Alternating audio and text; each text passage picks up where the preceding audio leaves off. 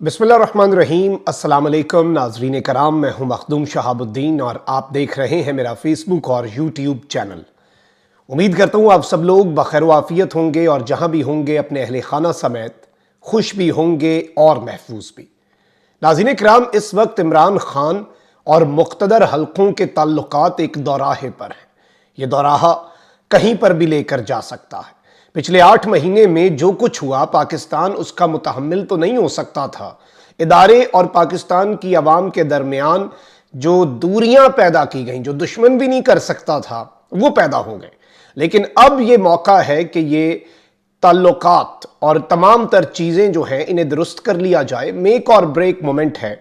लेकिन इस सब के अंदर इमरान खान ने ISI के लिए एक मैदान सजा दिया है और इस सब से चोरों और माफियाज जो हैं उनके लिए ना सिर्फ खतरे की घंटी बज चुकी है, बल्कि कप्तान ने GHQ को एक पैगाम दिया है। यह पैगाम क्या है? जबकि दूसरी जानिब Bajwa leaks, general retired Qamar Javed Bajwa के खानदान के जो असासे हैं वो जिस तरह से मल्टीप्लाई हुए और अरबों रुपए के असासे बन गए, उस पूरे के पूरे सिनेरियो में बाजवा लीक्स जो FBR का डाटा लीक हुआ, गिरफ्तार मुल्जिमान के कुछ इंकशाफात भी सामने आए हैं। वो इंकशाफात भी बल्कि मैं आपके सामने रख देता हूं। 2 बड़ी खबरें हैं, एक इमरान खान साहब का ISI को पैगाम और दूसरा बाजवा साहब के हवाले से जो चीज़ें हैं। अब यहां पर मैं आपको ये बताऊं कि कल ये खबर आई थी कि साबिक army chief general retired Qamar Javed Bajwa की टैक्स मालूमात लीक करने के केस में गिरफ्तार 3 मुल्जिमान को 2 रोज़ा जिस्मानी रिमांड मुकम्मल होने पर अदालत पेश ना किया जा सका। Islamabad district and session court में FIA को तीनों मुल्जिमान को जिस्मानी रिमांड मुकम्मल होने पर आज यानी कि कल के दिन में अदालती औकात में पेश करना था। सुबह 8:30 से 6:30 बजे तक अदालती औकात कार में मुल्जिमान को पेश ना किया गया। ये कल का वाकया है। अदालती वक्त खत्म होने के बाद ड्यूटी मजिस्ट्रेट अब्दुल माजिद काजी अदालत से रवाना हो गए। मुल्जिमान में शहजाद नियाज, अरशद अली और अदील अशरफ शामिल हैं। मुल्जिमान के खिलाफ general retired Qamar Javed Bajwa family का FBR डाटा लीक करने का केस है। FBR का डाटा लीक करना बिलाशुबा जुर्म है, उसमें ये मुल्जिमान गिरफ्तार हैं। लेकिन जुर्म के हवाले से और भी बहुत सी चीज़ें जुर्म हो सकती हैं। और अगर आप वॉलंटियर करें, अगर आप एक बहुत अहम सरकारी ओहदे पर रहे हैं और आपके ऊपर उंगलियां उठ रही हैं, तो ना सिर्फ आपका मौक़िफ़ आना चाहिए बल्कि आपकी क्लैरिफिकेशन आनी चाहिए और कौम जो है वो उसे पता होना चाहिए। अगर आप सच्चे हैं फिर तो आप साबित करें ना कि आप सच्चे हैं, आप करप्ट नहीं हैं।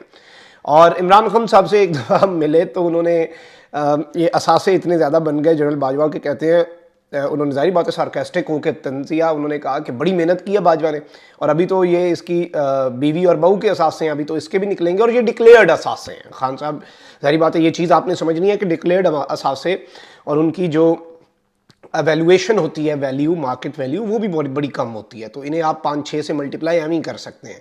अब यहाँ पर साबिक आर्मी चीफ जनरल बाजवा के ख़ानदान का टैक्स डाटा लीक करने के केस में तीनों मुल्जिमान जो हैं उनके बयानात रिकॉर्ड कर लिए गए।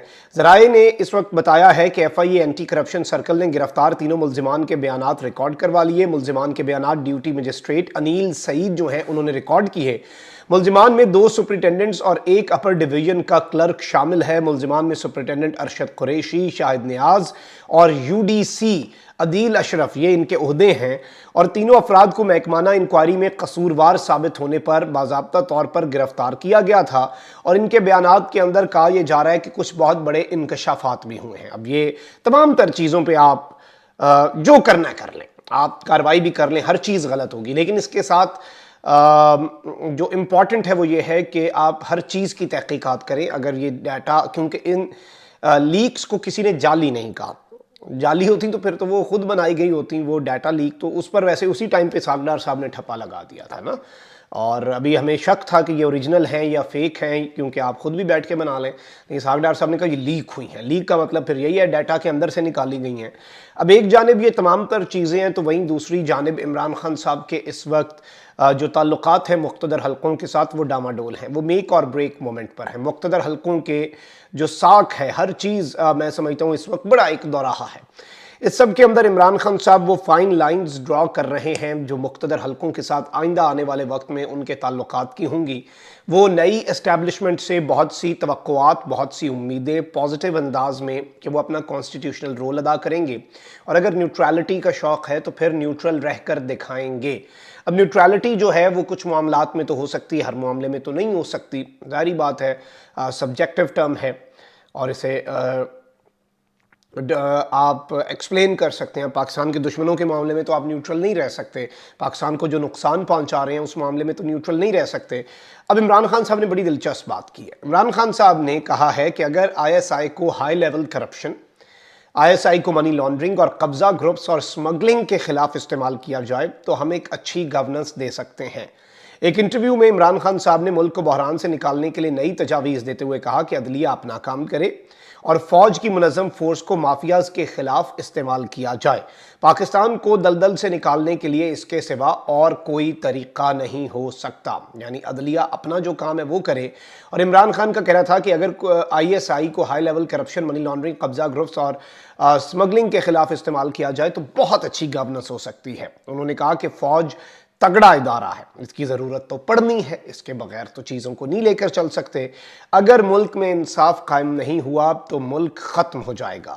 انہوں نے مزید کہا کہ کیا وہ ناانصافی کو اس لیے قبول کر لیں کہ اسٹیبلشمنٹ ناخوش ہو جائے گی، اسٹیبلشمنٹ ناراض ہو جائے گی۔ پی ڈی ایم یا اسٹیبلشمنٹ سے بات کرنی ہو تو صدر مملکت ہی کرتے ہیں، میرا کسی سے رابطہ نہیں ہے، نہ ہی پی ڈی ایم سے، نہ ہی اسٹیبلشمنٹ سے۔ اور انہوں نے کہا کہ میں اس لیے تو چپ نہیں ہو سکتا کہ اسٹیبلشمنٹ ناراض نہ ہو جائے، ناراضگی ہے تو پھر ناراضگی رہے، لیکن انہوں نے اس کے ساتھ ہی ساتھ ایک طرح کا جو ڈنڈا ہے وہ پکڑانے کا کہہ دیا ہے آئی ایس آئی کے ہاتھ میں۔ اور بہت سے لوگ اس بیان کے اوپر تل ملا بھی رہے ہیں اور انہیں سمجھ نہیں آ رہی کہ یہ بیان کیا ہے۔ وہ کہہ رہے ہیں کہ جی پھر یہ تو آئی ایس آئی کو یوز کرنے کی بات ہو۔ آپ دیکھیں، آپ نیشنل سیکیورٹی پالیسی پڑھیں پاکستان کی۔ پاکستان کی نیشنل سیکیورٹی پالیسی کے اندر جو اہم ترین جز ہے وہ آپ کی اکنامک سیکیورٹی ہے، معاشی سیکیورٹی اور اکنامک سٹیبلٹی بھی، معاشی استحکام بھی۔ اب پاکستان کے اندر اگر معاشی استحکام ہوگا تو پاکستان کی نیشنل سیکیورٹی کمپرومائز نہیں ہوگی، اور پاکستان کے اندر اگر اکنامکلی آپ دیکھیں اس پوائنٹ آف ویو سے چیزیں خراب ہوں گی تو ہمیں پوری دنیا آگے لگائے گی، وہ ہمیں ایڈ دے گی، ہمیں بیل آؤٹ کرے گی، اپنی مرضی کے کام ہم سے کروائیں گے، اس میں تو کوئی دوسری رائے نہیں ہے، یہ تو وہ کریں گے، اور یہ پھر وہ ڈیزرو بھی کرتے ہیں نا کرنا، جب وہ ہمیں بیگرز آر ناٹ چوزرز ہمارے وزیر اعظم صاحب کہتے ہیں۔ اور اللہ نہ کرے ملک دیوالیہ پن کی طرف جائے، خان صاحب تو یہ بھی کہہ چکے ہیں کہ وہ تو ہمارے ایٹمی اثاثوں کے پیچھے پڑ جائیں گے۔ تو یہ سب سے بڑی سیکیورٹی آپ کی اکنامک سیکیورٹی ہے۔ اکنامک سیکیورٹی ڈائریکٹلی پروپورشنل ہے اکنامک سٹیبلٹی، اور معاشی حالات ڈائریکٹلی پروپورشنل ہیں کرپشن سے۔ پاکستان کا سب سے بڑا مسئلہ مافیاز ہیں، قبضہ گروپس ہیں، کرپشن ہے، اور یہ تو وہ چیزیں جو جرائم ہیں، ان میں تو کوئی نیوٹرل نہیں رہ سکتا، جیسے ایک دہشت گرد کو دیکھ کر کوئی نیوٹرل نہیں رہ سکتا۔